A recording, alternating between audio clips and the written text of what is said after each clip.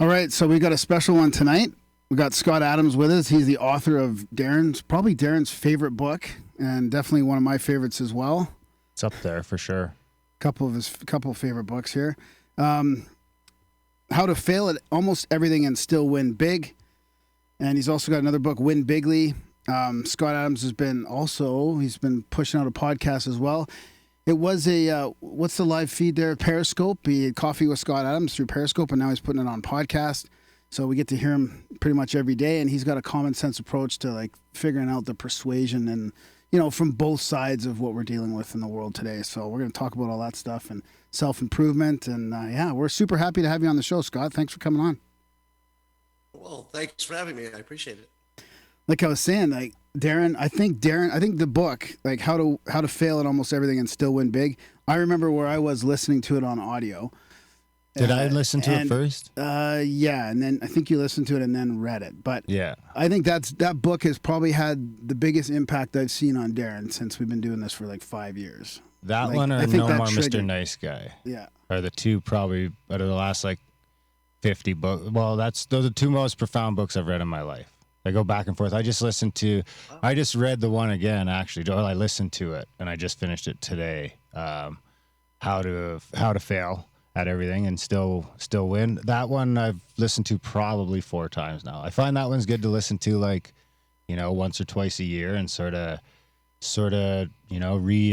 reinvest or reconnect with some of the content in there. So yeah, will probably a lot of people have been hearing you probably talk about your new stuff all over the place lately, but this one will probably be touching back on that one quite a bit because it was a pretty big book around here anyway. Wow, great. It's good to hear. Yeah, so where do you want to start, buddy? We'll start on the things that affected you in the book the most, maybe, and Scott can expand on those. Well, I think probably now I can't remember how to pronounce the name of the syndrome that you had come down with when you weren't able to draw your comics. It was a spasmodic dysphonia, which was the voice problem, but a focal dystonia, which is sort of a cousin condition, affected my drawing hand. Yeah, I think that's when I really sort of focused in the book, and I was like, whoa, because I mean, obviously, I don't know how much you know about our show, but we tend to spend a lot of time talking about the woo-woo subjects and the stuff that you kind of can get yourself into trouble for talking about a little too much. But I mean, around here we focus on that side of the universe. So as soon as I seen this book sort of starting to touch on that realm a little bit here and there, and kind of using your hacking, it's almost like an early version of biohacking too, and being able to rewire your brain to beat, a condition that you'd been told there was no cure for. I was wondering if you could just kind of give our listeners a little rundown of that scenario. Yeah, so a little background. People don't know necessarily that I'm a trained hypnotist and also That's right. studied the ways of persuasion for decades. And so when I have problems, I often think, well, how can I rewire my brain to make a difference?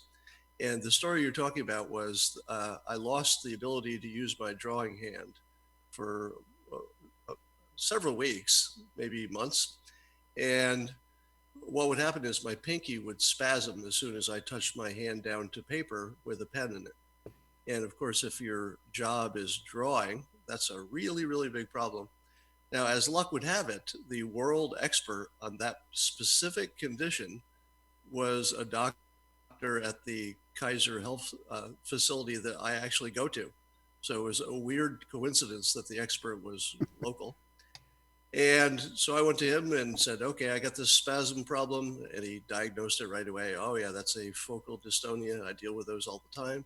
It's usually musicians or anybody who uses their hand in the same way a lot. And I said, all right, great. So what's the cure? And he said, quit your job. And that was it. That was the best science and the medical community had to offer, which was, there's nothing we could do about it. Quit your job. But they suspected it was a brain malfunction as opposed to a physical hand problem. So I agreed to help them experiment with a variety of different things, from biofeedback to physical therapy on the hand to exercises, etc. None of those made any difference.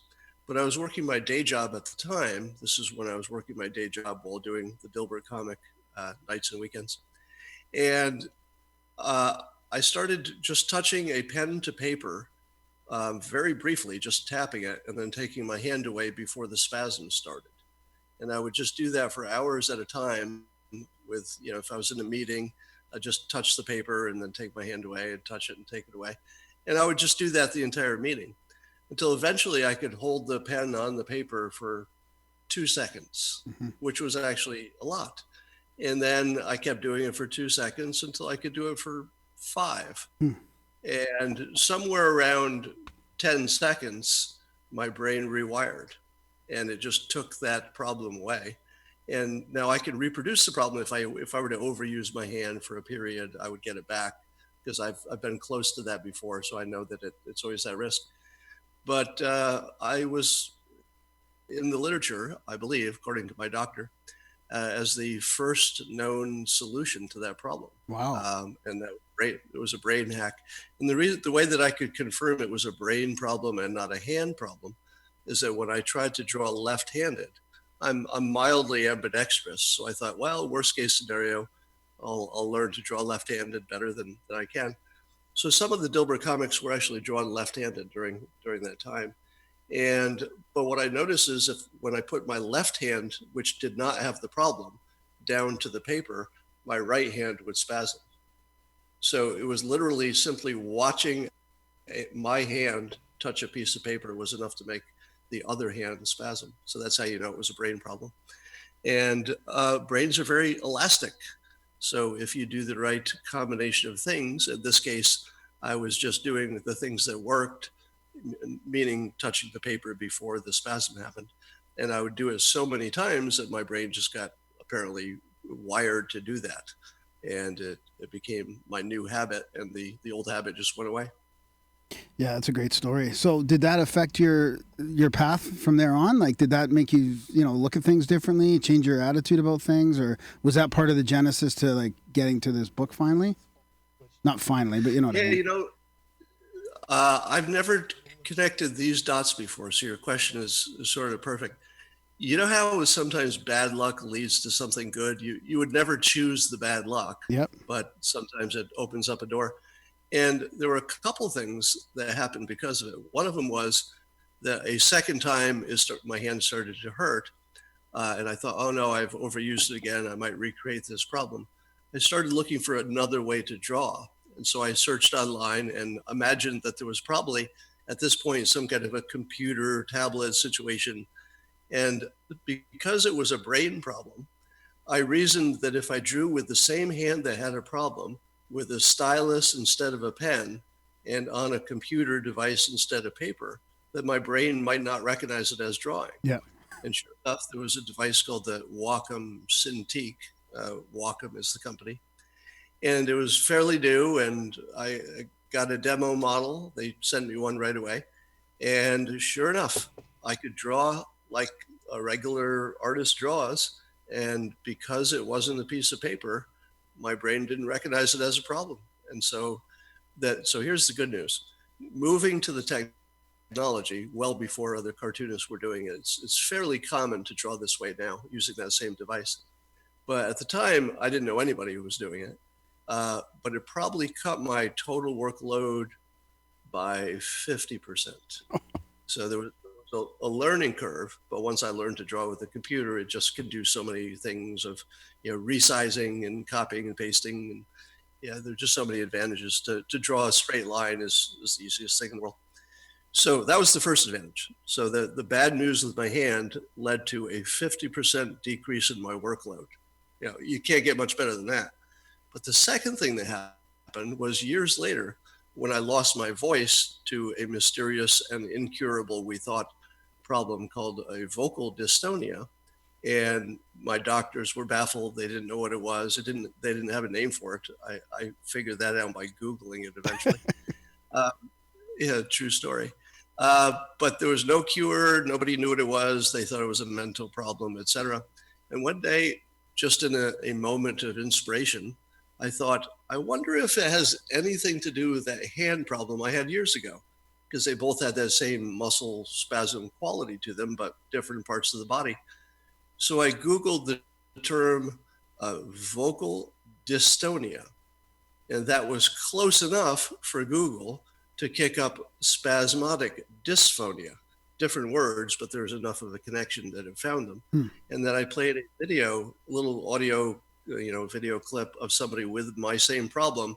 And the moment I heard it, I thought, that's it. I found it, because it was somebody who had the exact same problem talking in the same way. And so I took that to my doctor. Now I had a name for it that allowed me to follow this path to the one doctor in the world, one doctor who had an experimental surgery. And I went to visit him. He was down at UCLA, Dr. Gerald Burke. And he had cured a number of people, but it was still very experimental. Sometimes things went worse. So for some amount of people, maybe 15%, they might get worse and lose their chance to ever get better by the surgery. But other people got good results. So I decided to do the surgery. And as you can tell, my voice returned. So I managed to cure effectively, if you can call it that, 2 incurable problems, one with my hand and then later with my voice.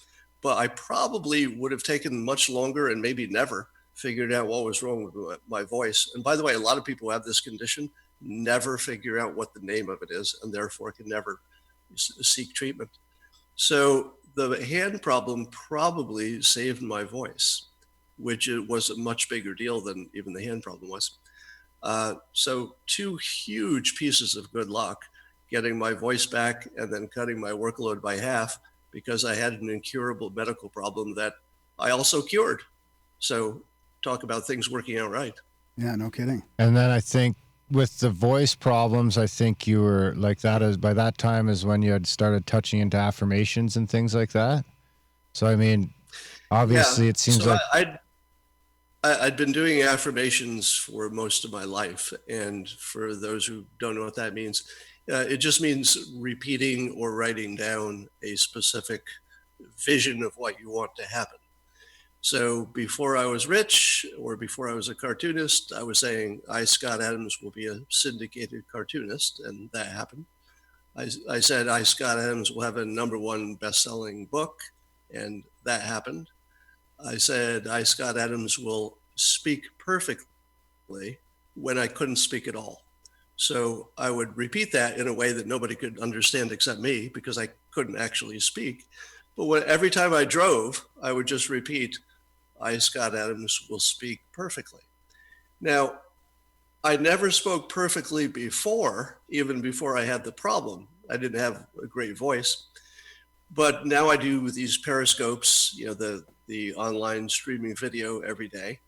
And one of the most common comments I get is people say how much they like my voice. and that wasn't true before.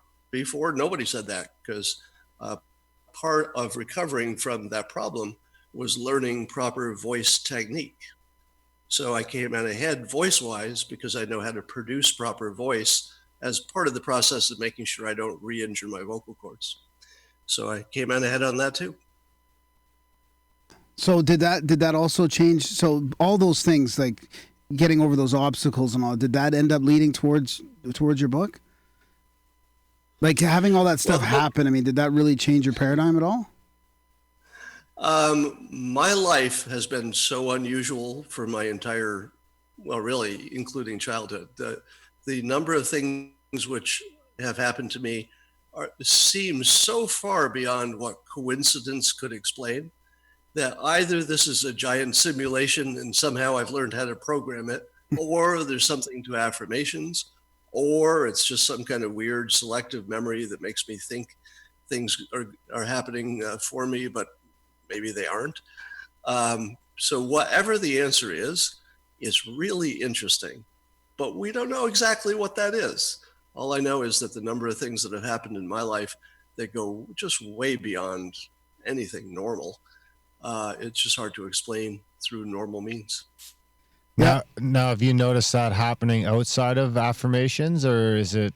I mean, I guess selective memory would be a big thing there, but is that does that crazy thing has it always been happening, or do you notice it more when you kind of tune into it? Well, the affirmations have preceded some amazing coincidences. I talk about some of them in the book, but I'll just mention. Well, before I had any money, before I was a cartoonist, I thought, well, I'm going to try an affirmation that I'll get together with a particular woman at work who was way out of my league, and I didn't even work in her department, and it seemed impossible. And then this huge series of coincidences happened that just put us together a bunch of times, and the next thing you know, I was going out with her. And I thought, well, okay, maybe I just underestimated my awesomeness, and that wasn't such a hard goal. And maybe I'm more appealing than I think I am, so maybe that wasn't unusual. So I thought, well, I'll try it with money. So I started an affirmation that I would get rich in the stock market. And I did that every day for a while. And one day I woke up literally in the middle of the night from not even a dream. I just sat up in my bed thinking, buy Chrysler stock. Now, this was a long time ago, and it was when Chrysler stock was in sort of a bankruptcy or near it, whatever the exact words were. And nobody was buying that stock. It was at its lowest point. And I tried to open a stock account to buy it, but my application got lost in the mail back when things had to be mailed. And I didn't get it in time, and the stock started going up. I don't know, maybe it went up 10 or 20% in the time it took me to sign up for the account. And I thought, darn, I was right, but I was too late. So I didn't buy it because I thought the big gain was the 10 or 20% that I had just observed. But Chrysler became the biggest gaining stock of the entire year. So I think there are 10 or 20,000 stocks in the world. I picked for my first try. I'd never bought a stock before that. For my first try, I had obsessed for no obvious reason. I had done no research. It wasn't on the top of my mind. I had no connection to Chrysler. I had somehow come up with the one stock out of 10 or 20,000 that was the number one stock. So I thought, well, I missed the boat. I should have trusted that. I should have acted on it. So I thought, well, I'll just try it again. So I tried it again and waited for another inspiration. And one day I picked up the newspaper and I was flipping through, and there was an ad for a new stock offering, a company called Ask, A-S-K, some kind of a software company. Now, I didn't know what they did except software. I had no knowledge about this company, but it just, for some reason, felt right. So I put maybe $1,000 into it, and immediately it went up, I don't know, 10 or 20%. And I thought, wow, that happened in about 2 weeks. I'm a genius. If I could keep this up, look how rich I would be. I seem to be the smartest investor in the world. So I sold it, made my, I don't know, $200 or whatever I made. And I thought, woo, I'm a genius. And that stock continued up to be one of the biggest story stocks of that entire year. It was in a very small number of stocks that were the biggest gainers for the whole year. And had I held it, it would have been a pretty good deal. So after those experiences, I started thinking, hey, why don't I just try to become a famous cartoonist? Now, I didn't do it right away, but when my corporate career eventually fizzled, which wasn't long after, I started doing that affirmation. I, Scott Adams, will be a famous cartoonist. I think that was the exact words. And here we are. Wow. See, that's funny. I forgot about, after reading the book, that I do affirmations every day, by the way, now. So. I forgot there was those strange coincidences. And it really does fit with, like, so many of our guests have gone on their path through, like, a bunch of synchronicities and strange coincidences. It really does. It does. Yeah, fit. It's funny because I hadn't read Scott's book in about 6 months or 8 months since I had last looked at it, but I've read about 20 other books in the last couple of months, and so many of them are tapping into this common thread, and then listening to Scott's book again kind of summed it all up. Before we start to move on, I was wondering if you could give us sort of. I really like your approach to the sort of the systems versus goal based outlooks on life, and how goals are kind of set you up to start doubting, self-doubting, and among other things. And I was wondering if you could kind of explain that theory to us, or hypothesis to us, quickly.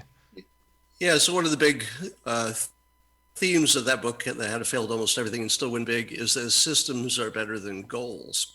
Goals have a few problems.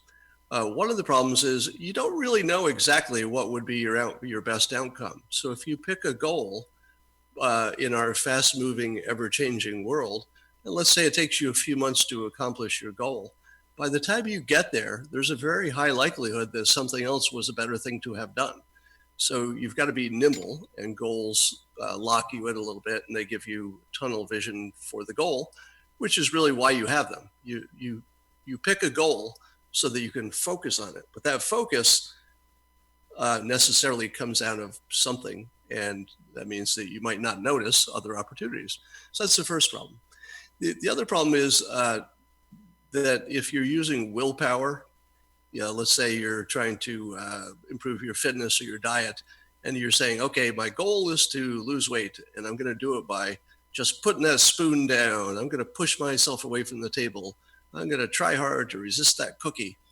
Well, we know that people don't do that very well. That's a process that is very flawed. Compare that to a system in which you take it as a lifelong process to learn as much as you can about which foods are better for you and which are worse.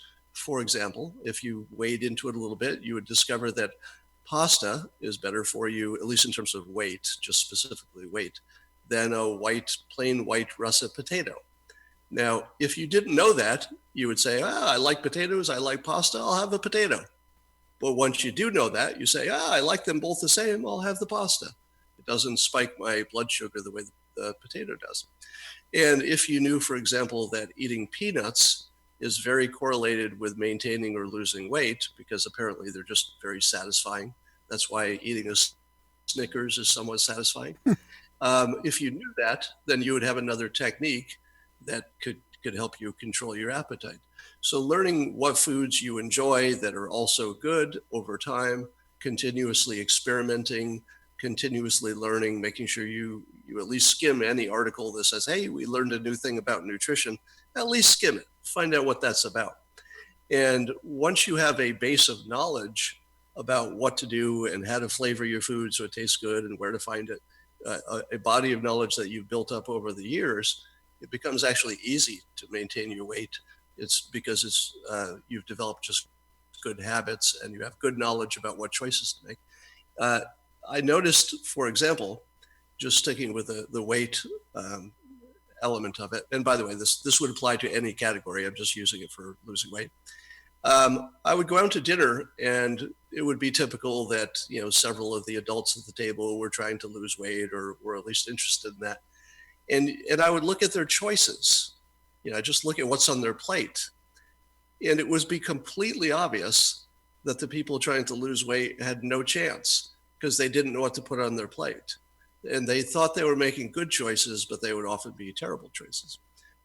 And I'd look at the people who were thin and keeping the weight off, and their choices were all exactly the right things for someone who's trying to maintain the weight or lose. And I thought, oh my God, it's not willpower. You think it's willpower, but it's not. It's knowledge. The people with the most knowledge, it's easy.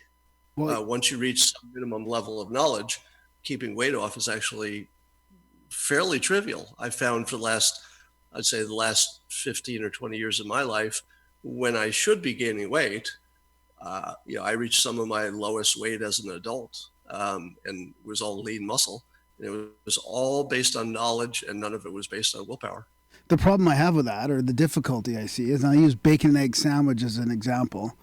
I've been eating a lot of those, but if I was eating a bacon egg sandwich 20 years ago, bacon would have been the bad thing, and between now and 20 years ago, eggs have been good and bad over time. And now bread is the bad part and bacon and eggs are the good part. Yeah. So, how do you sift through all the crap? So I don't think that what I've described could have worked even 15 years ago. Oh, okay. It's something that really only can be done in the past 5-ish years, because we finally figured out, we're a lot smarter about what's good for you and what isn't.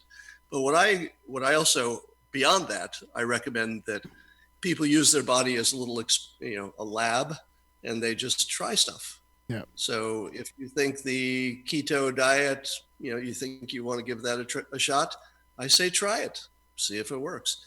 So you may just A/B test your way into something that works, independent of what the science is telling you at the moment. Yeah, that's a good point. Yeah, it is. It is. I do think it is changing. I mean, especially with the health and wellness and the biohacking community and all the science that they're doing with the stuff. It really does seem to be a little clearer now.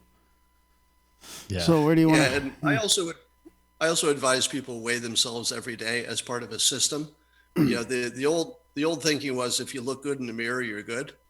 But I think you want to catch it. You want to catch 1 pound difference, because if you're doing it every day, even 1 pound difference will actually influence what you order for lunch. And if you didn't weigh yourself, you'd think, I'm okay. Well, I'll get the French fries. I'm going to start. Pretty soon your mirror will tell you. I'm going to start it. No, but you're by the time your mirror tells you, it's a little too late. That's a good point too. Well, aren't they coming out with smart mirrors now that they're going to be able to tell you when you're like when in your trouble? Love handles are getting big. Yeah, they're like you're getting weight done long. Well, also health. Apparently, there's science now that they can look at your face and detect actually health problems. Wow, and smell your breath probably too. I think that'll be one. All kinds of things. Huh. So where do you want to go from here, Darren? I guess we should probably start. The other thing I want to touch on before we jump into the persuasion stuff is. Oh, hang on a sec. I have a question about the goals and the affirmations, because when you said, it does make sense to me, the systematic approach. I mean, I've had certain jobs that it's really important to follow a system. Instead of having a goal to complete something in the job, following a system will get you there. But the affirmation itself sounds like a goal. Yeah, I always recommend that people use affirmations that are general enough to give them some flexibility. Okay. So a bad affirmation is, I will make $100,000 by November. A good affirmation is, I will be wealthy, or I will get rich, or I will get a promotion without specifying promotion to what, or I'll get a better job without specifying what job that is. So the more you can leave it open, probably the better chance you've got. Yeah, that makes sense. All right, Darren, what were you going to say? That really ties in with the Dale Carnegie stuff. That's crazy. Old school. Yeah. And then didn't you get some of your public speaking stuff from a Carnegie course? Yeah, the Dale Carnegie course is insanely powerful. I recommend it to everybody. It was one of the maybe top 2 or 3 educational things I've ever done, and it was just an evening course for a few hours, a few times a week, for a few weeks. So in terms of investment, it was small. In terms of payoff, it's just enormous, just life-changing enormity that never stops being important. I mean, they teach you how to be comfortable in front of a crowd. Now think about how many people are afraid of talking in front of a crowd, and then think about how many people's careers and life, they would have so many more options if they could be the one to stand in front of the crowd and do it confidently. And the Dale Carnegie course also taught you how to just make a conversation with strangers, which is the most frightening thing in the world if you're an introvert, as I am naturally. But once you learn the technique, you start looking at people who have good social skills, and you say, hey, they're using the technique. Now, they don't think of it as technique. It's just something they learn from probably family or friends, something they learn from their parents. And they're just acting the way they've seen other people act. But if you didn't have that model, you don't realize that there's technique involved, and it's fairly formulaic in terms of how to approach somebody comfortably and make them feel comfortable, and how to do all that. So between the ability to speak in public and to also speak privately to strangers and be comfortable, it's completely life altering. It's crazy too. And he gets into the affirmation stuff too. That Carnegie guy was pretty switched on. Yeah. Pretty good. Yeah, he was out of his time. I think my mom took that course in the 80s, I think. And she came back. It was really, she would call it, now it's mindfulness, right? But she would say, I'm internal. Like she would be, that was, I think that was from the Carnegie course. I'm not sure, but she took a couple other ones too. But really trying to become present. And that's kind of where I learned about, being in the moment or mindfulness. Because she would always say like, oh, sorry, I'm internal, which means like she's in her head, that she's not being present. Would you say that your hypnosis course was up there on the list of most important things? Yeah, I usually put that in the top 2 with the Dale Carnegie course. So when you learn hypnosis, some of it is used directly to hypnotize people, and you do that to earn your certification. You've got to hypnotize a lot of willing subjects. But the important part that came out of that was not that skill, because it's not something you use very often, but simply understanding how people are wired, and specifically what I call the moist robot view of the world. And that is the moist robot idea, is that humans are essentially just wet robots, the blood part making us wet, and that they can be reprogrammed. And there's more and more science that backs that up.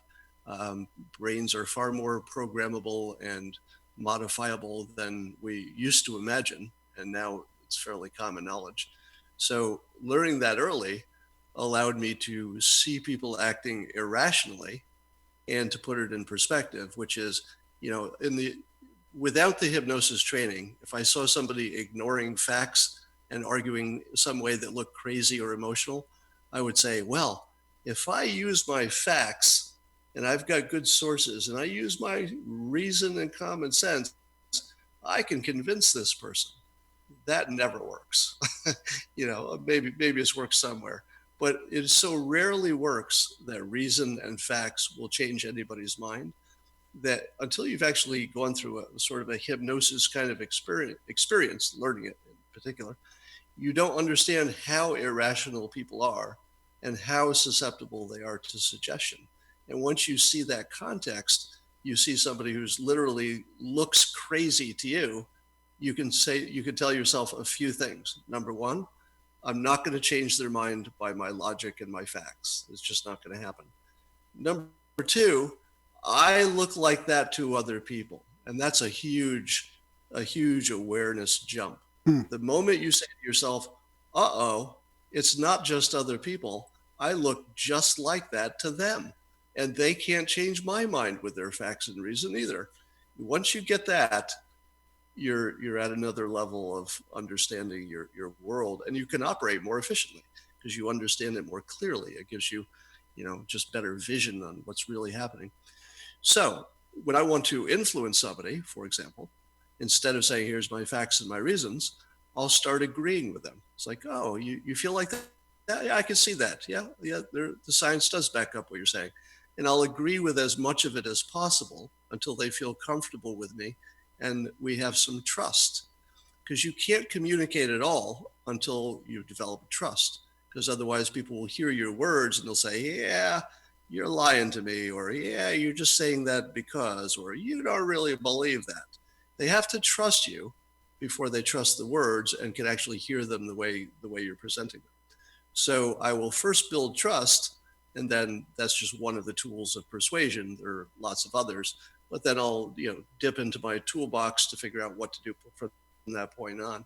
But it is a completely different approach than the old approach where I thought, well, people are basically rational. So if I give them a good reason and a good argument, I'm going to change their mind. Never happens. How important is it for you to agree with him on the stuff that you genuinely agree with, or do you just fake your way through agreeing with stuff that you don't really agree with? Like, is that something that you have to, keep in mind? It's really hard to fake that. So what I do is I try to find some way that I can agree with it honestly. Genuinely, yeah. People will pick it up. If you're not genuine on that, they'll sense it. People are pretty good at sensing somebody who's trying to pull one over on them. Yeah. So the trick, if you will, with pacing is that it's not a trick. The trick is you say things that are true. Yeah. If you say things that are not true and you're trying to pace, that's probably going to blow up on you. Yeah, that's a good point. So, Darren, do you want to touch on something, or I can keep going on? No, that you go ahead. vein? Keep going. So that's one of the things I appreciate about listening to your coffee talks and some of your other stuff is that common sense approach to how we're being persuaded, and you can see from both sides that the persuasion's happening on both sides, and there's a middle where the facts are very, very hard to find, and people can just take what they want from their side to reinforce their worldview, and they're off on that side, and then there's other people taking information from that same thing and reinforcing their view on the other side, and I really appreciate your sort of middle approach. I mean, I don't know if you would consider that, but that's the way I feel about it. Well, keep in mind also that we're alive in an amazing time, because when that Yanni versus Laurel audio illusion started sweeping the world, and everybody was listening to it, that was one of those times where people could see that there could be two movies playing on the same screen, and it doesn't mean one of you is crazy. That was a point where people thought, oh my goodness, my reality is more subjective than I ever imagined, because I'm standing right next to somebody who's having a completely different experience, hearing exactly the same sound and interpreting it differently. And then you take that into you take what you've learned from that into the real world, the larger world, and you look at, for example, the FISA warrant for Carter Page. Now it's complicated, and you have to kind of be a lawyer to understand it, and there's lots of redactions. So when you have such a gray area possibility, what you observed was people confidently saying, this document proves my side, and that the other side is wrong. And the other side would say, you can look right at the document. It proves I'm right and you're wrong. Both of them looking at the same document with completely different interpretations. In the old days, I would have said, oh, okay, that's one of those sides knows they're lying, but they're just protecting their brand or their side or trying to win. Yep. That's the old way I used to look at it. A more enlightened way to look at it is both sides are absolutely honest. That's what they see. They actually see two completely different realities on the same page, just like Yanni and Laurel. And once you understand that that's the normal way of the world, it's not the exception. That Yanni and Laurel thing, if you learn something from it, you learn that that's the typical way your entire perception of reality goes. You have developed your own little brand of reality that probably doesn't have as much in common with somebody else's as you imagine it would. Yeah. And once you realize that, you just operate at a higher level. And the problem is, most of these headline stories and all the things that are, in our social media and all that, is full of ambiguity. I mean, they're prime suspects for this problem. Yeah, I predicted a couple of years ago when Trump entered the election cycle, I said, this is going to be bigger than politics. And I said this a number of times because I wanted people to remember I had said it. And I kept saying, he's not going to just change politics. He's going to change the way we view reality itself. And in particular, you're going to figure out that facts don't matter for our perceptions and our decisions like you think they do. Now, facts, of course, matter to the outcomes. If you walk in front of a truck, the truck hits you, you're dead. But in terms of deciding whether to cross the street or not, you're probably not using anything like reason or logic. But if I put a gun to your head and said, are you using reason and logic? You would say, I sure am. Bam. Because it's a lie. It's not a lie. It's just a bad perception. You think you're logical, but you're not. My favorite example is common sense. You hear this phrase all the time. So-and-so has common sense or doesn't have common sense or should have common sense. But if there were a thing called common sense, it wouldn't be common. We would agree on a lot more things, because I'm pretty sure there are plenty of adults, above some IQ, some minimum IQ, that have this thing called common sense. And we can look at the same facts and apply our common sense and get, diametrically opposed interpretations. So common sense is a complete hallucination. Nothing like that exists in reality. But we're all under the impression that not only does it exist, but thank God I got some. Like, I feel sorry for those poor people who didn't get any of that common sense, but I'm full of it. Everything I do makes sense to me. I wonder if there's people out there that think they don't have it. They're like, I don't have the common sense. I'm not there. They're just at that level of Yeah, they're awareness. just like, I know it. I know I'm fucked. Yeah, and the weird thing is, somebody who maybe wasn't very smart might actually say that, but in a weird way, they'd be ahead of a lot of the world just with that realism alone. So do you think so that's kind of divisible, I guess, into, as you take certain factors out, you can kind of get into, start going from 7 billion different dimensions or movies playing to, like, how many different dimensions do you think exist in America right now? Is it 350 million, one for each person? Like, it's definitely seems to be more than just the right and the left these days, but it seems like, people are using the exact same evidence to use both sides of, or three different sides of an argument. Yeah, there's certainly a different flavor for every human because we're all filtering the world through our personal experiences. That's where our filters get built, by experience. Because we think we're good at pattern recognition, but we're actually terrible at it. So we think, well, the last 3 times I did this, I got this outcome. That must be, I guess there's a reason. I'll do that again. But we're terrible at knowing the difference between confirmation bias, coincidence, luck, other factors. We're just terrible at that. So we're walking around confused all the time. But as far as the left and right go, it's very rare that you'll encounter somebody who expresses a political opinion and you can't identify it as being exactly what you heard on CNN or exactly what you heard on Fox News. So almost never do you encounter somebody whose idea you think, well, I've never heard that before about, the president or the government or any big policy.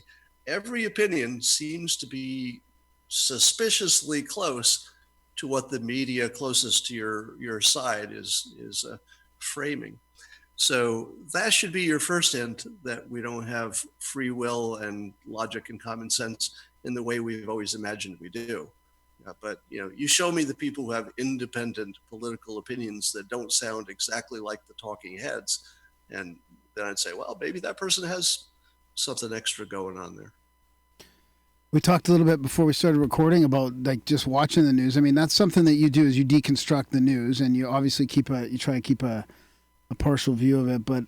But how do you not let that affect you? I mean, I have a hard time. I get pretty discouraged, and I know, there's people on each side expressing their views honestly because that's what they believe. But then there's also a side of deception and purposeful, bullshitting and lying there. Like, how do you separate all that? How do you stay somewhat detached with appreciation to that? I don't think I could do it. Well, have you noticed, and I'll answer your question, it'll sound like I'm not here for a moment. Have you noticed that President Trump, who is the most criticized human who has ever lived, who isn't named actually Hitler, the most criticized person in the world, he always seems to be in a good mood. Have you ever noticed that? Like, somehow it doesn't seem to affect him. Now, what you said was some version of that for me as well. And I would say, absolutely, the news doesn't get me down. Even bad news doesn't get me down. But both the president and I had the same childhood influence, which was Norman Vincent Peale, who was a great author who wrote The Power of Positive Thinking, which is what I employ, which is just making sure my thoughts are oriented toward positive things. And you see the president doing exactly the same thing. Norman Vincent Peale, beyond being one of the most influential authors in American history, was also, by weird coincidence, President Trump's childhood pastor at his church. So he got to hear this message up close and from the source. And there's no way that didn't affect him, because you can see Norman Vincent Peale's fingerprints all over President Trump. I mean, he is just unnaturally positive about how well things are going to go. Now, he also has a good persuasion talent stack, so he knows that acting positive in that way actually gets things to move that way. So creating things through optimism. The economy is the best example.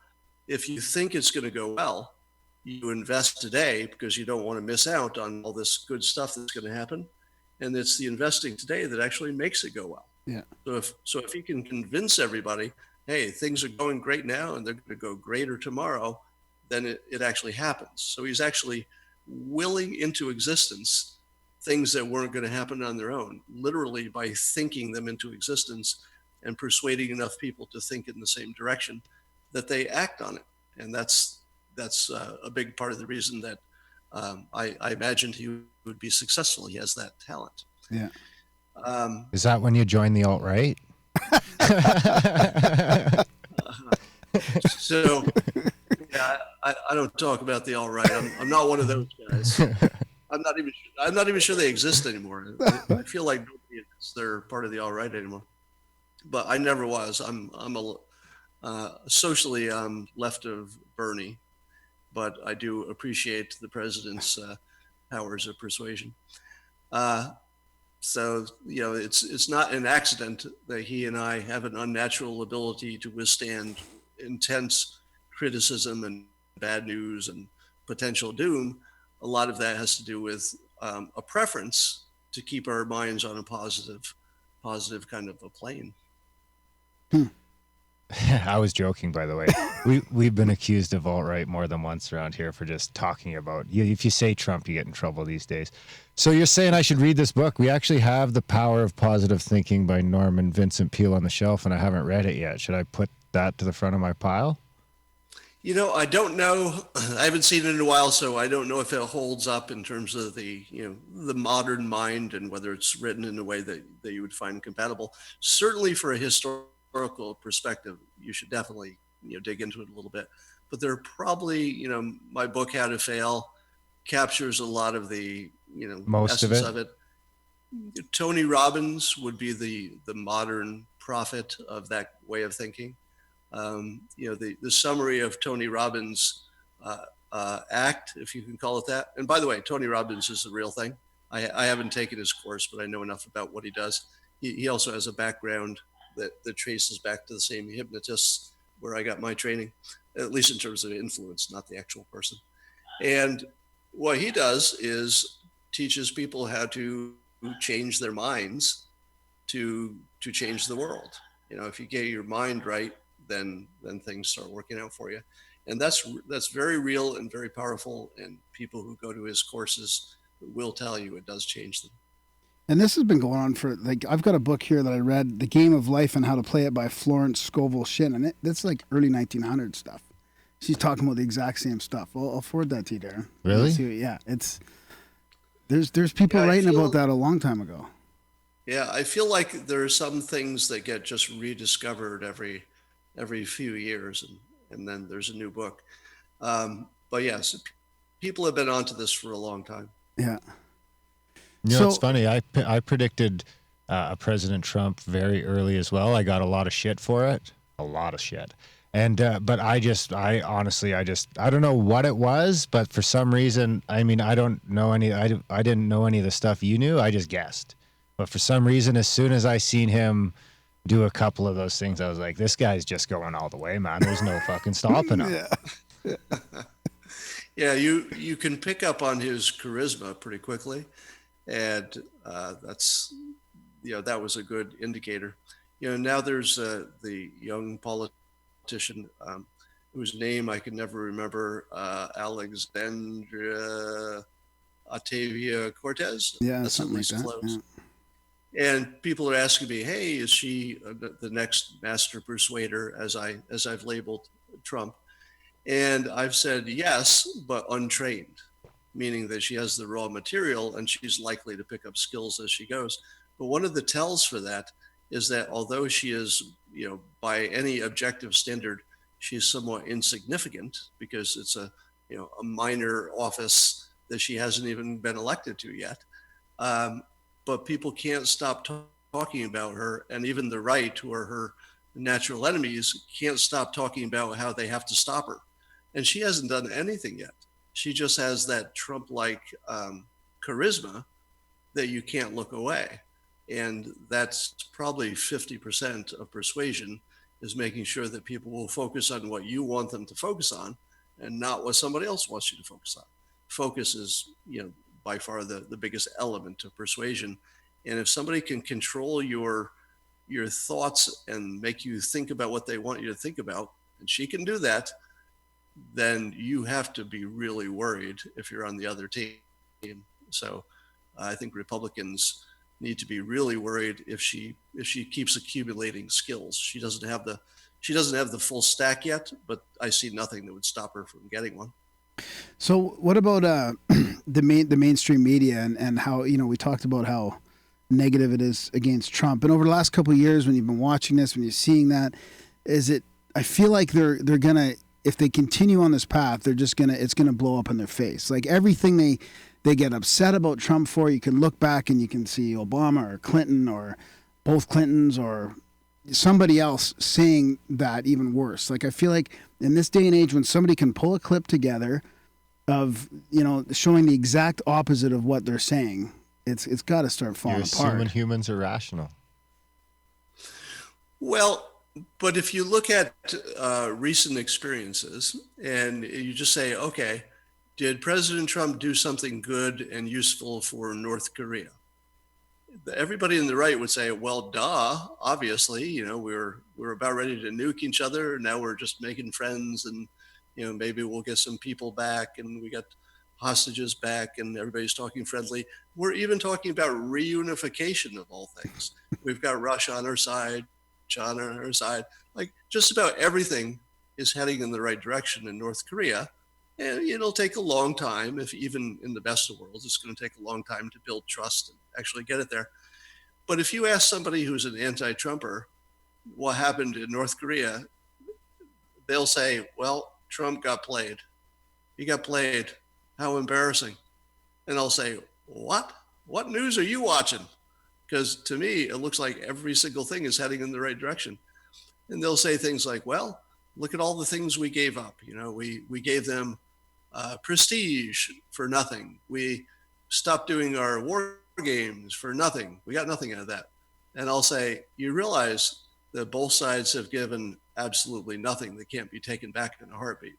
In other words, nobody has given anybody anything, but both sides have done a number of confidence building moves that are really about getting to know you. So remember, I talked earlier about before you can communicate, you have to build trust. So these little things they're doing that are easily reversible, like maybe North Korea will blow up a facility that wasn't that important to begin with.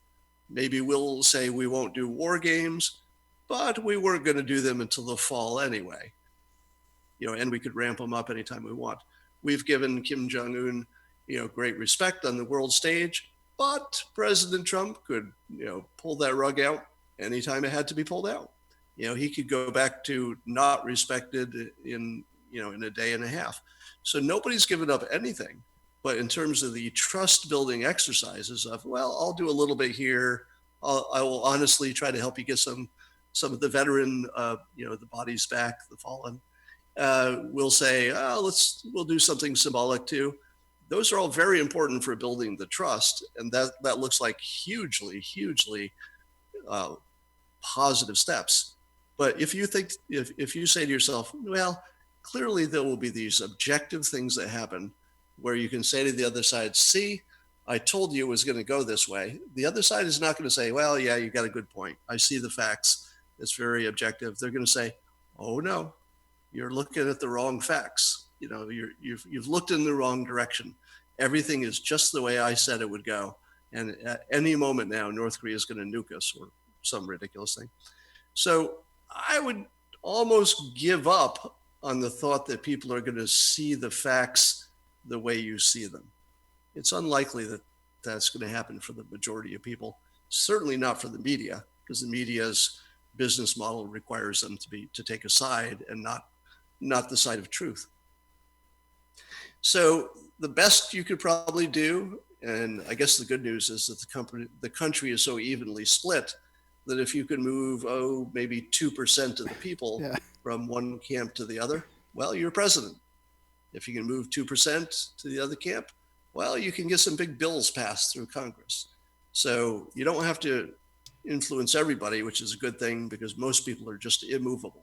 There's no amount of facts or argument that's going to change them at all. But there are enough people who weren't paying attention, they weren't invested, they didn't have any emotion in it, who are just sort of tuning in and tuning out. And if they tune in at the time you've got the better argument, maybe you sway them.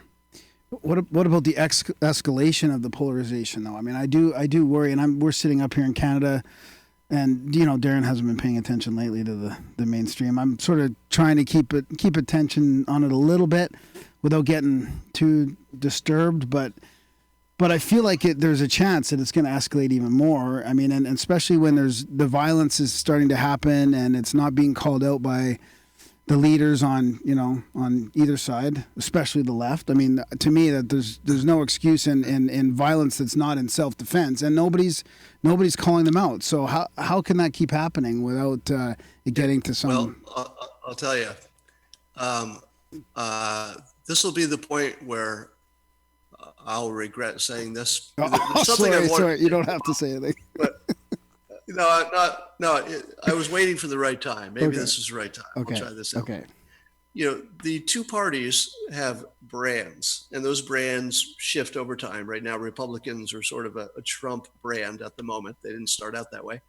And the anti-Trumpers have, I think accidentally, developed a brand where Trump's brand is America first, and the anti-Trumpers, this is the part I'm going to get in trouble for, it's women first.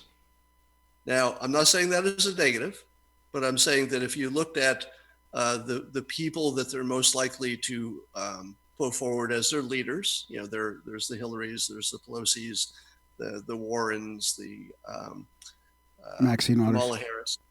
Yeah, Maxine Waters. So it's a very female-centric brand, and a lot of their issues, from abortion to birth control, et cetera, have a specific female element to it, more female than male. And the Trump brand are the ones who are armed to the teeth, and they prefer, beards and muscles and, sort of pickup trucks kind of thing. Now, of course, these are gigantically gross generalizations, but here's my point. Have you noticed that the right, the Republicans, the conservatives, don't seem to be fighting back? And that all of the agitation, the craziness, and even the violence, which, fortunately, most of that has not been deadly violence. It's somebody grabs a hat, throws a soft drink in somebody's face, etc. And the right, which has far more firepower in every possible way, is holding off completely. And I think the good news is because they feel the power imbalance. In other words, if somebody who's 3 feet tall walks up to you and punches you, you never hit them back. It just doesn't occur to you that would even be, one of the options. And I think that the left, their brand is not strength. In other words, they've got a compassionate brand, let's put it that way. The right has more of a tough brand. So as long as most of the troublemaking is coming from the compassionate people who are really, they're acting out out of compassion. Yeah. In other words, they think we've got to do something about these bad people on the right to save the children in cages, to have health care. So it's a compassion-based emotional, turns into a little bit of physical outpouring. But I think the people on the right who have the power right now in terms of electoral power, and I think they just feel confident, because if the two sides were more evenly matched in at least this emotional power kind of way, that would be super dangerous. But am I wrong? It looks like the right is completely. Have you seen anybody in the right take a weapon out? No, but that's exactly what kind of worries me, is that we're getting to a point where, if somebody pokes you in the ribs too many times, eventually you're just going to hammer them. So, that's what worries me. Like, it's got to. Yeah, but I don't doubt that could happen in a onesie twosie situation. Right. There's somebody who's going to flip and go get the gun out of the truck. All right, there's a good chance that could happen, but you haven't seen anything even close to that, like not even a hint of that on the right, and that's all good news. because the right are the people who say, I'm not going to take my gun out unless it's self-defense. Like, short of that, it stays in the gun safe, the lock stays on, and I want to keep my guns. That's why I'm going to play it right. I'm going to play it, down the middle. I'm not going to threaten people who aren't threatening me. And I think they just feel confident. So I think the left's brand protects them because it's compassionate. There's a sort of a female first vibe to it. It's men and women, of course, but there's a female centric element to it that actually probably makes the chances of real violence on a large scale, I think, as close to zero as it could possibly get. Now, and again, the odds of individual people getting out of control is high, but the odds of anything like a civil war, mass civil unrest, almost impossible, because that requires two sides to fight, and only one side has any interest in. Okay, that's a good point. Yeah, that's really good. Interesting. That is going to get you in trouble. You're right. That's okay though. I like it. I think whatever starts, I think Portland could happen. Something could happen in Portland one day. For sure. I wouldn't go to Portland if I was you. Yeah. I mean, the odds, I've actually stopped appearing in public because of the danger. And I don't know if this is just my personality, but when I think about somebody, attacking me, I'm really thinking I don't want to hurt anybody. I'm not really thinking about what's going to happen to me, because I have some weird feeling that I'll always be okay. Yeah, it's irrational, but that's the feeling. But I do worry that I could hurt somebody else if they gave me a good reason. So I don't appear in public because I don't want to put myself in that position. I've got one exception coming up, but it's for a good reason. Huh. So is that kind of leads us into your daily coffee talk, that kind of thing. So is that sort of what you do on that? You want to describe to people now that you're on podcast format? Like, I wanted to get your take on that. Actually, we want to talk about the medium of podcasting. I heard a clip of you on the No Agenda show, and Darren and I were like, well, we should try and contact Scott again, because he's I don't know if he's realizing it now, or he's definitely getting into podcasting and the type of medium it is. I mean, when I found out I could learn about almost anything I want in the world for free while I'm driving or doing the dishes or whatever, I mean, that was like I had this sort of addiction to learning things through podcasting. So now you're putting your daily coffee talk on there, and you want to talk a little bit about how you do that and deconstruct the news, and you kind of involve people in a live way, but then also put it in the feed that's going to reach probably many more people eventually. Yeah, so the technology platform I'm using is something called Periscope. For people who don't know that, it's a video streaming product that's associated with Twitter.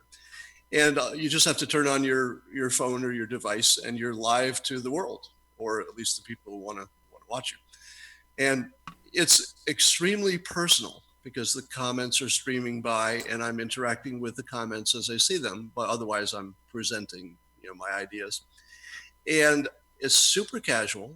I don't have a length that it needs to be, which is very powerful, because the big problem with TV news, for example, is that they argue and then they run out of time, and then you learn nothing. So it's the great power of the podcast forum and the Periscope forum, is that you're done whenever you think you're done. That's it, however long that takes. And the other thing is the timing of it. So I try to front run the day's news. I don't front run all of it, but I'm at 7 a.m. on the West Coast. So it's early enough in the morning that if I do a good job of framing a topic, there's a good chance it's going to influence other people. Now, most of the major news organizations follow me or have people who follow me on Periscope. So if I come up with a good way to frame a topic, it enters the larger conversation, and it does it seamlessly because I got there first, and it was a frame that once you hear it, you go, oh yeah, that's actually a pretty good way to describe that.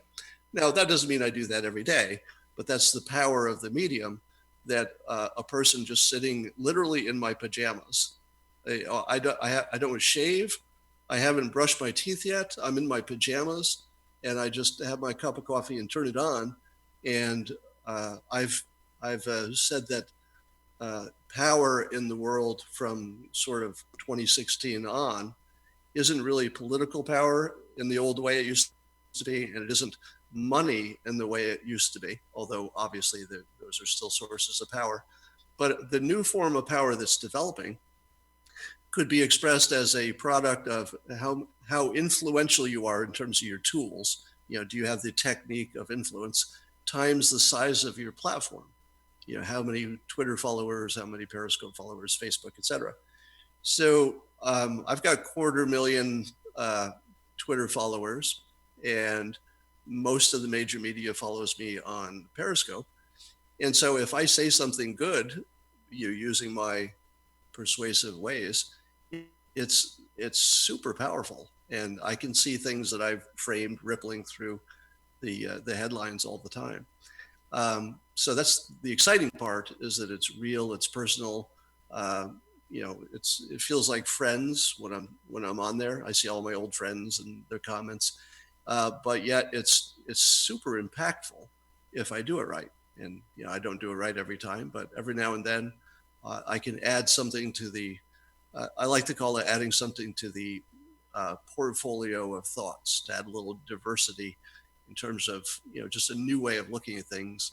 Specifically, I look at things through the persuasion filter, as I call it, and that's sort of a lens that most of the normal media doesn't use. So I feel it's additive.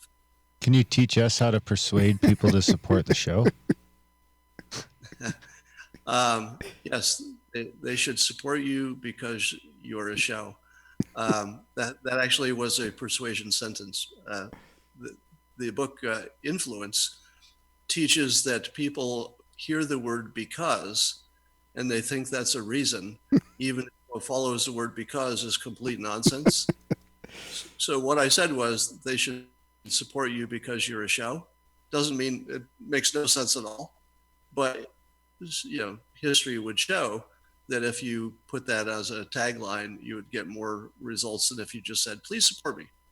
That's good to know. You can't just trail off with because. We never throw fucking because in there.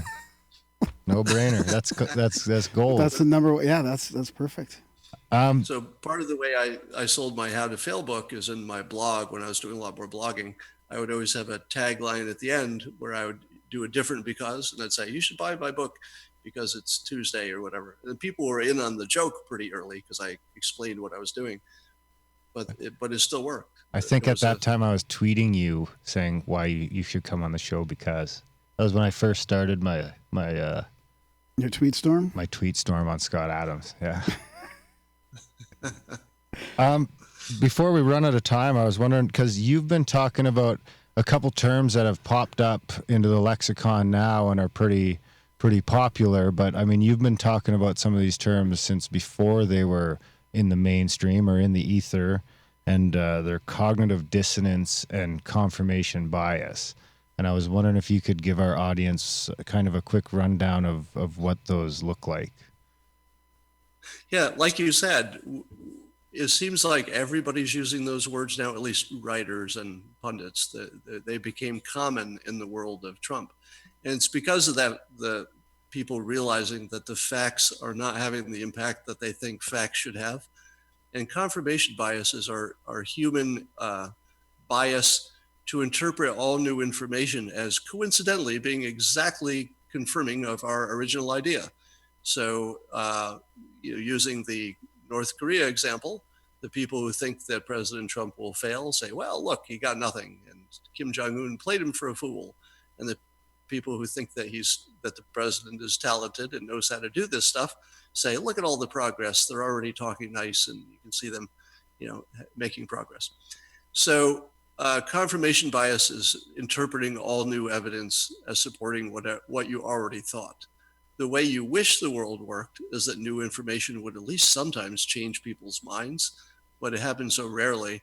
And indeed, if you're looking for when it happens and when it doesn't, if there's no emotion in a decision, facts work really well, and they will change people's opinions. But the moment there's a little bit of emotion, we become unmovable. And unfortunately, all the big questions have emotion. So everything in politics, everything in our personal life, everything in our career, those are all emotional. So in those cases, facts just don't work. But if you're talking to your mechanic and the mechanic says, hey, you got to do this or that, those are probably facts, and they probably will change what your decision is. You're going to take the cheap one that works. Cognitive dissonance, the other term you're hearing more of, that's the best way to explain that is that when there's something that you observe in the real world that counters something you believe to be true, especially if it's something you thought about yourself. So, for example, if you thought you were a smart person who knew things, and then information was presented to you that you were completely wrong about something, just unambiguously, totally wrong, it is normal and routine, and in fact, the most common experience for people to just have a weird hallucination that makes it all work again. So, for example, if somebody made a bad decision to take a job in which they had a 2-hour commute each way, the real reason they did that maybe is they didn't think it through.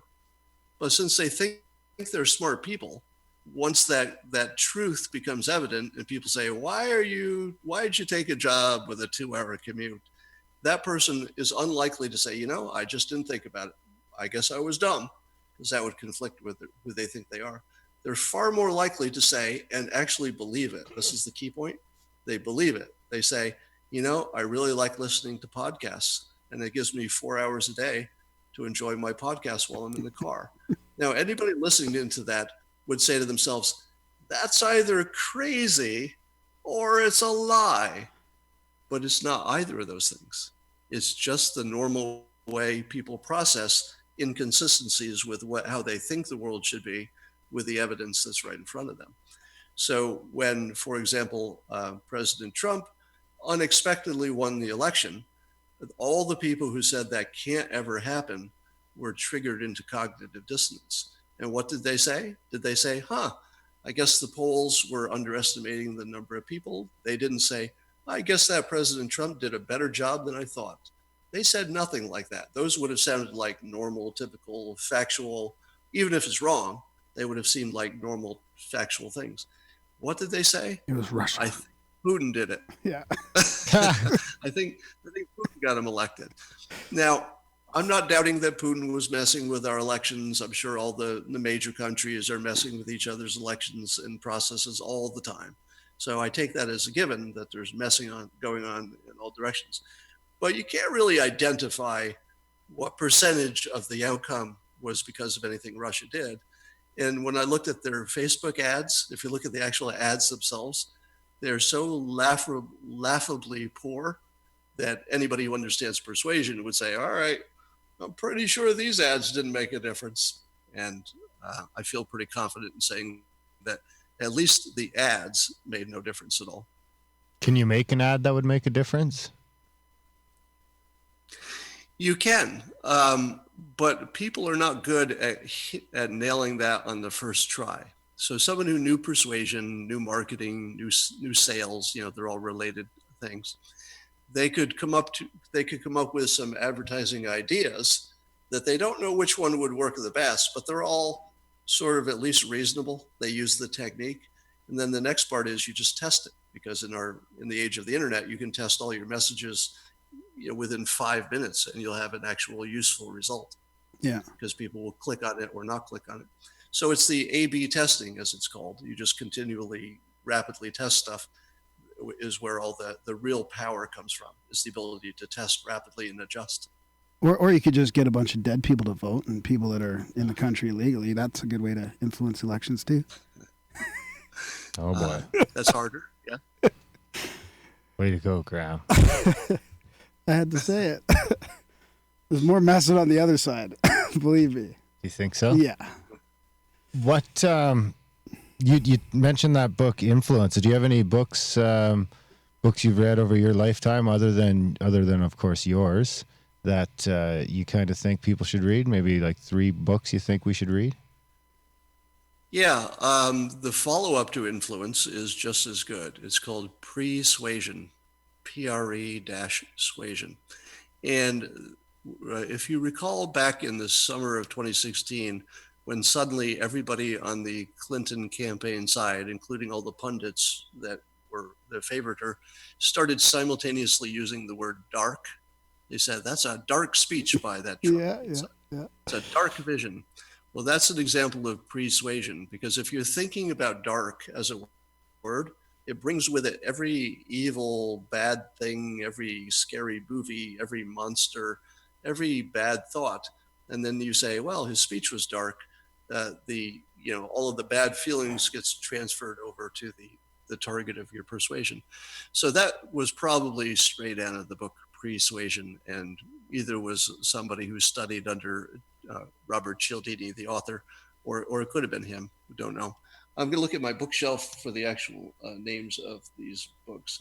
You want to read Impossible to Ignore by Dr. Carmen Simon. It teaches you how to do presentations and essentially not just presentations, but how to be memorable. Teaches you how to stick out and stick in people's memory. Now, you can't persuade anybody if they don't remember you. So you need to be memorable. You have to get their attention. And that book teaches you how to do that. I use those techniques all the time. They're very powerful. You want Kahneman's Thinking Fast and Slow, which teaches you a lot about how the brain works. You want a book by Charles Duhigg, New York Times writer, who wrote Habit, Habit, Habit, and that teaches you how to solve your own habits that you don't realize are habits, and also how to build habits that are useful, which is tremendously powerful and fits very much with the hypnosis and the systems, retraining your brain kind of theme. So those, I think those books would be the superstars in that space. And then can you talk about your next book as well? Or can you say anything about that? I can't talk about the next one. I've written all of 3 chapters, and my writing process is such that it could end up with a different theme than I started. So okay. I don't want to give away too much. Okay, but there is another one to look forward to anyways, right? At some point. Yes. Okay. If I'm lucky enough to finish it, and I expect I will. Yes. Right on. One other thing. So you've been talking about podcasts and the new medium a little bit lately. I was just kind of wondering what podcast you're listening to. Well, Joe Rogan is always a favorite. I haven't listened to as many podcasts as I want to, so I've decided to actually do more of that. I kind of love listening to 1 or 2 people having a conversation with my headphones on, because you can walk around the house and it just feels like you're not lonely, if that makes sense. Yeah, it's so personal because of the rawness of it. If you listen to, let's say, broadcast news, well, today's news, something blew up, news at 11. It doesn't feel personal. It's just talking to the crowd. But the podcasts feel just like you're having a conversation with your friends, and they can't hear you when you talk. So Sam Harris has a great one, very popular, and Greg Gutfeld has a great podcast. I think I'll stick with those as my recommendations for now. Can I make a prediction? Well, in about a year or 2, Scott won't be able to handle the mainstream news anymore because he'll be listening to podcasts and then going back there will be just like fingernails on a chalkboard. Oh, and your new podcast will be huge too. It's going to just get massive. I watch the news the same reason that President Trump does, which is and he samples both sides, CNN and Fox, because they do a good job of not only synthesizing the news and sort of packaging it and making it bite-sized, but it also gives you an immediate idea how people are responding to the different ideas. Yeah. If somebody on one of the networks frames an issue this way, you can almost immediately tell if that will play in the whole country just by watching the pundits and the hosts deal with it. So it's hugely valuable to understand how the 2 major networks, news networks in particular, frame things. Yeah. Yeah, Well, good point. I'd be remiss if I didn't mention that you should check out the No Agenda show. They definitely love your show. They play a lot of it over there, and they're one of the more popular ones, I would say. And Very similar. Deconstructing the media. And yeah, I think you'd like what they do over there, and they've got to be closing in on 1 million listeners over there. And you got to check out the Grimerica show. I hear it's great. Yeah, I hear only good things. Right on. So we should probably let you go there, Scott. I think, unless you want to say anything else, but I think we've covered everything. It's been great. We really appreciate you coming on and talking about your old stuff and the stuff that's really influenced us, over the last few years. Yeah, and I'll give you a tease. There's some really good stuff coming between now and the end of the year. That's all I'm going to tell you. Nice. Perfect. I like that. Do you have any closing thoughts for our listeners? Well, I would say listen to more podcasts and try to keep a positive, long view. And if you feel that you're getting tense because of all the craziness in the news and people getting too excited, just remind yourself that all the things you thought were the end of the world a year ago were not the end of the world, but you were pretty sure they would be. You're probably in that same situation right now. That things look more important than they possibly could be. Things look more dangerous than they really are. And you could probably just relax a little bit because things are going pretty well right now. Perfect. I like it. Nice and positive. Keep it upbeat. Well, thanks a bunch, Scott. We appreciate your time. And come back anytime. You got an open invitation. Oh, yeah. Great. I loved it. Thanks so much for having me. Yeah, thanks, okay. buddy. Okay. And sorry you can't see our video. That kind of sucks. But, yeah, we had a problem waving. with the new browser. So yeah, it's always something. Yeah, it's always something. See you later. Okay. Okay. Ciao for now. All right. Take care. Bye. And that was our chat with the one and only Scott Adams. What'd you think, buddy? Yeah, it was great. Yeah, it was awesome. Yeah, it's a good one. I was a little nervous for that one, of course, but it was good to talk to him. I got to admit, I was a little nervous for that one too. Yeah, a little bit. Darn nervous. And that, why? Because you've read his books and you prepped more than normal. That's probably why. That could be why. Make you a bit nervous. And because I've been chasing him down for a long time, and that it all kind of ties in. I mean, the guy created Dilbert. Right? And I kind of wanted the Isn't video. Dilbert in like 4,000 different newspapers around the world? It's pretty crazy. Yeah, I remember reading Dilbert. Yeah, way back when it was good. Yeah, I didn't want to make that the thing because that wasn't really what. No, it's got nothing to do with what influenced us. Yeah, but I really do like his new. It's good that it's in podcast format now. I'm really happy about that. Yeah, it's a lot easier to consume that way than Periscope. Periscope's tough. Yeah, because sometimes I crave his that sort of what I feel like is just a different take on what's going on in the current events. That's right.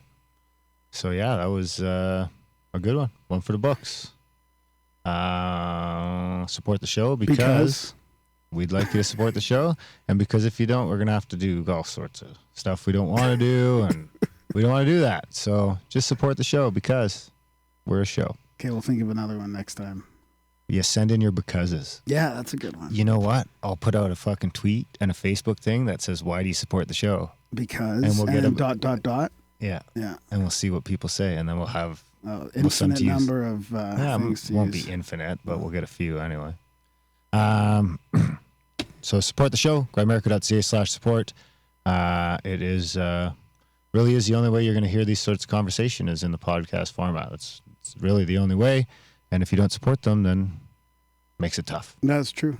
So do what you can when you can, and join the chats, grimerica.ca/chats, and get off the social media.